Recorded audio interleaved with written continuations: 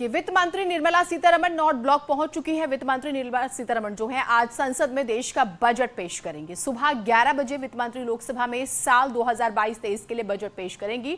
Corona काल के बीच ये बजट हर आम और खास के लिए काफी उम्मीदों वाला माना जा रहा है। कारोबारी से लेकर नौकरी पेशा तक, किसान से लेकर निवेशक तक, हर कोई जो है बजट से उम्मीद जोड़े हुए हैं। 2014 में सत्ता पर काबिज होने के बाद से मोदी सरकार का ये 10वां आम बजट होगा, जबकि निर्मला सीतारमण का बतौर वित्त मंत्री ये चौथा बजट वो पेश कर रही हैं।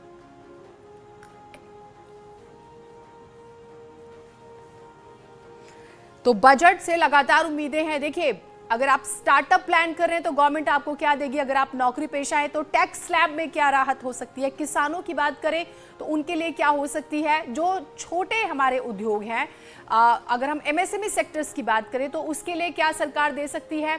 सवाल ये भी सबसे बड़ी बात कि किसानों के लिए सरकार क्या दे सकती है। जब हम बात करें और हमें इलेक्शन वाले स्टेट्स में जाना है तो ये भी बहुत महत्वपूर्ण है। और सबसे बड़ी बात ये कि ये चौथा बजट निर्मला सीतारमण जो है पेश करेंगी। टैक्स में छूट की हम बात कर रहे हैं। कोरोना काल रहा, लोग प्रभावित हुए, लोगों की सेविंग्स खत्म हो गई और ये तस्वीरें हम आपको लगातार दिखा रहे हैं। वित्त राज्य मंत्री और वित्त मंत्री जब पहुंची वो तस्वीर भी हम नॉर्थ ब्लॉक की आपको दिखा रहे हैं। टैक्स फ्री इनकम सभी चाह रहे हैं और सबसे बड़ी बात ये कि क्या घोषणाएं हो सकती है। सरकार का अपना जो आय और व्यय का लेखा जोखा है वो जरूर सरकार पेश करती है और क्या प्लानिंग्स है आने वाले समय को लेकर भी। तो वित्त राज्य मंत्री पंकज चौधरी ने बजट पेश होने से पहले न्यूज 18 से कहा है कि सभी सेक्टर्स को राहत मिलेगी। भी आगे बढ़ेगा। सर, किसानों को लेकर के किसान काफी ज्यादा नाराज है उत्तर प्रदेश के तमाम लोगों के। समाज के सभी वर्गों को ध्यान में रखा गया है। निश्चित तौर से थोड़ा इंतजार करिए, बजट आएगा, सब कुछ सामने। कोरोना काल रहा सर 2 साल और उसके बाद इस बजट से लोगों को काफी उम्मीद है। क्या स्वास्थ्य क्षेत्र इन सभी सेक्टरों को, सभी चुनौतियों को ध्यान में रख करके ये बजट आने वाला है। थोड़ा धैर्य रखें आप लोग, कुछ घंटों की बात है। बजट से किसान भी उम्मीद करें? निश्चित तौर से सभी वर्ग को उम्मीद करना चाहिए। तो सभी वर्ग को उम्मीद करनी चाहिए। टैक्स में छूट की संभावना क्या हो सकता है वो हम आपको बता रहे हैं। स्टार्टअप के लिए मदद मिल सकती है, हो सकता है उस अमाउंट को बढ़ा दिया जाए। अगर हम रियल सेक्टर की बात करें और उसमें हो सकता है कि कुछ बेनिफिट हो, नई ट्रेनों का तोहफा मिल सकता है। हाँ, माल भाड़े में इजाफा नहीं होगा, ये भी एक संभावना जताई जा रही। पिछली बार हुआ था और उसके बाद से एक अच्छी खासी अमाउंट जो है सरकार के पास आई थी। इक्विटी निवेश की हम बात करें, उस पर एसटीटी हटाने की भी मांग हो सकती है। तो ये संभावनाएं हैं। हम अलग अलग उम्मीदों की बात कर रहे हैं, हम किसानों की बात कर रहे हैं, युवाओं की बात कर रहे हैं, नौकरी पेशा लोगों की बात कर रहे हैं। हम लगातार गृहिणियों का भी जिक्र करेंगे। कैसा हो सकता है बजट? किसानों को लेकर हो सकते हैं बड़े ऐलान, स्वास्थ्य सुविधाएं बढ़ाने पर हो सकता है जोर, स्वच्छ पानी को लेकर हो सकते हैं ऐलान, कल्याणकारी योजनाओं के लिए बढ़ाई जा सकती है रकम, बुनियादी ढांचे को बेहतर करने के लिए भी रकम बढ़ाई जा सकती है। उसके अलावा ग्रामीण अर्थव्यवस्था में तेजी के लिए बड़े ऐलान संभव हैं। ये बहुत ही महत्वपूर्ण और लगातार सभी की निगाहें कि जब बजट पेश होगा तो कितना किसका ध्यान रखा जाएगा। दिल्ली से पवन गौड़ हमारे साथ जुड़े हुए हैं, लखनऊ से संकेत हमारे साथ जुड़े हुए हैं। लखनऊ इसलिए महत्वपूर्ण हो जाता है, चुनावी स्टेट माना जाता है कि विशेष फोकस रहता है उन स्टेट्स पर जहां पर इलेक्शंस होते हैं, इसे समझेंगे। लेकिन दिल्ली एक बार चलते हैं पवन के पास। पवन, काउंटडाउन शुरू हो चुका है, नॉर्थ ब्लॉक वित्त मंत्री पहुंच चुकी है, वहां पर जो हलचल है जरा हमें वो बताइएगा एक बार।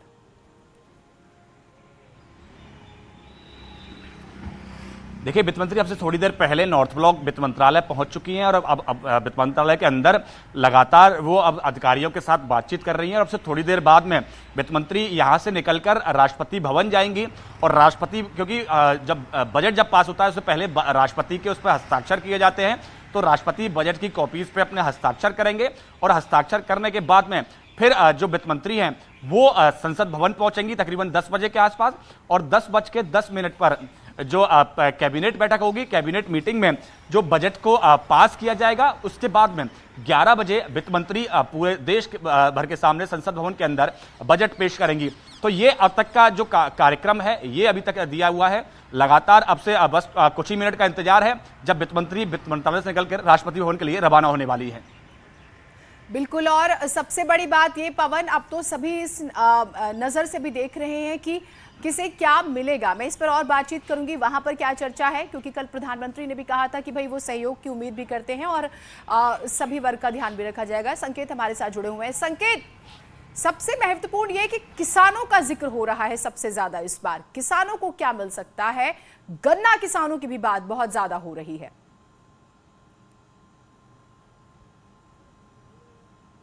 बिल्कुल, देखिए जिस तरह से कोरोना महामारी और देश की अर्थव्यवस्था को सुदृढ़ रखने की चुनौती है और उसके बीच में ये आम बजट पेश किया जा रहा है, तो ऐसे में एक बात साफ है कि आम आदमी को उम्मीद है, हर खास आदमी को उम्मीद है इस बजट से। और यही नहीं, जो 5 राज्यों में दरअसल चुनाव है, तो जाहिर सी बात है कि जो बजट होगा उसमें चुनावी टच भी नजर आएगा, और खासकर उत्तर प्रदेश में चुनाव है।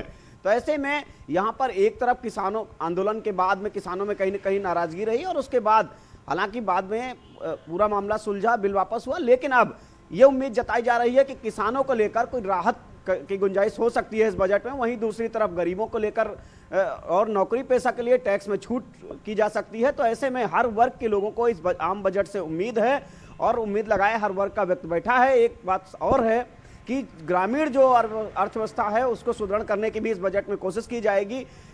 मनरेगा में बजट बढ़ सकता है। वहीं दूसरी तरफ जो छोटे छोटे लघु उद्योग जो जिले स्तर पर, ग्राम स्तर पर जो उत्तर प्रदेश सरकार ने भी प्रयास किए थे, तो ऐसे में केंद्र सरकार आम बजट में उनको बढ़ावा देने के लिए भी बजट का प्रावधान कर सकती है। बिल्कुल, तो सभी का ख्याल रखा जा सकता है। पवन जो है हमारे साथ लगातार जुड़े, और तस्वीरें भी हम आपको लगातार दिखा रहे हैं। तस्वीरों से आप नजर बिल्कुल भी मत हटाइएगा, और हम लगातार बात कर रहे हैं बजट की और हर सेक्टर की। कल जब इकोनॉमिक सर्वे जब सामने आता है, उसके बाद ये संभावना जताई गई कि जीडीपी में भी एक बेहतरीन आप ये कहें कि रिजल्ट्स देखने को मिलेंगे। वित्त मंत्री को आप देख रहे हैं और सभी की निगाहें। और एक और बड़ी दिलचस्प बात आपको बताते हैं, अमूमन ये आकलन होता है कि भाई चुनावी राज्यों का ख्याल रखा जाता है और इस तरह से भी।